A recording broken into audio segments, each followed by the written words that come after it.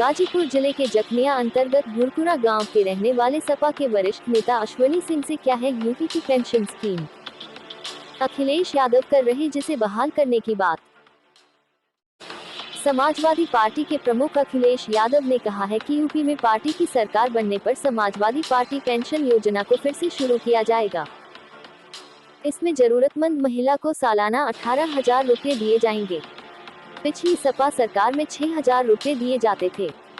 UP के पूर्व मुख्यमंत्री अखिलेश यादव। समाजवादी पेंशन को लेकर भी घोषणा। यूपी में 7 चरण में होंगे विस चुनाव। समाजवादी पार्टी के राष्ट्रीय अध्यक्ष अखिलेश यादव ने यूपी चुनाव अप असेंबली इलेक्शंस 2022 से पहले एक और बड़ा ऐलान किया है।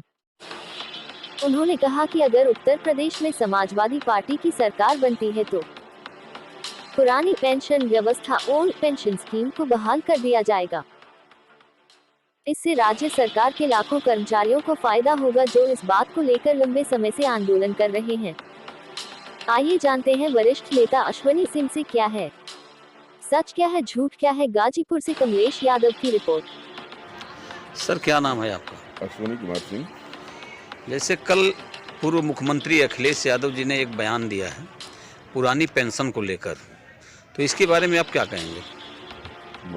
हमारे राष्ट्रीय अध्यक्ष आदरणीय अखिलेश यादव जी ने यह घोषणा नहीं संकल्प लिया, और वह संकल्प इसलिए लिया है कि जो आज विगत 16 सालों से कर्मचारियों के साथ विकट समस्या खड़ी हुई थी उनके लिए जो है कि न्यू पेंशन स्कीम के द्वारा कि उनको पेंशन उनकी समाप्त कर दी गई। इसलिए और इस मुद्दे पर काफ़ी हद तक कर्मचारियों ने और शिक्षकों ने लड़ाई लड़ी, और उस लड़ाई का अब जो है न तो कांग्रेस सरकार ने कोई जो है कि रिस्पांस दिया और न ही कोई बीजेपी की सरकार ने। और यह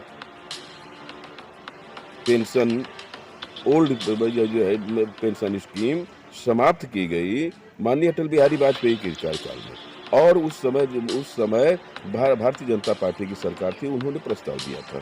फिर 2004 में कांग्रेस की सरकार आती है तो कांग्रेस सरकार उस प्रस्ताव को लागू कर दिया, और इस तरह से कांग्रेस और भाजपा दोनों सरकारें इसके लिए दोषी रही।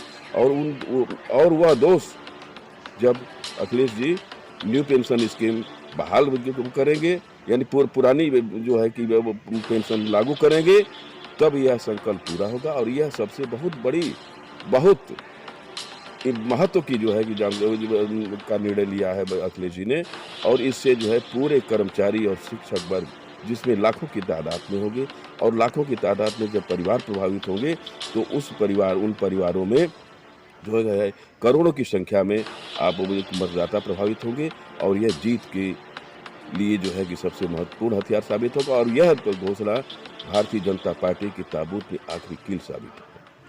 जैसे मान लिया जाए चुनाव अखिलेश यादव जी जीत गए, समाजवादी पार्टी के लोग चुनाव जीत गए, तो ये जनता को कैसे भरोसा होगा कि जो अखिलेश यादव ने कहे हैं वो पूरा करेंगे? यह कोई कहने की बात नहीं है। एक जमाना था जिस समय नकल अध्यादेश लागू होता, यह झूठ था, और मुलायम सिंह जी ने घोषणा किया था कि मैं सरकार लेने की शपथ लेने के तुरंत बाद पहला निर्णय करूंगा।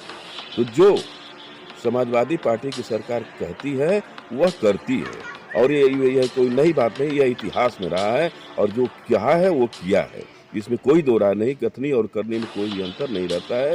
ये बीजेपी चाहे कांग्रेस नहीं है कि कहेगी कुछ और करेगी कुछ। मैंने आपके कहने का मतलब यह है कि बीजेपी के लोग झूठ बोलते हैं और कांग्रेस के लोग एकदम दोनों लोग झूठ बोलते हैं और पब्लिक को आश्वासन देते हैं, और जब सत्ता में आते हैं तो एक ही तरह का आचरण करते हैं।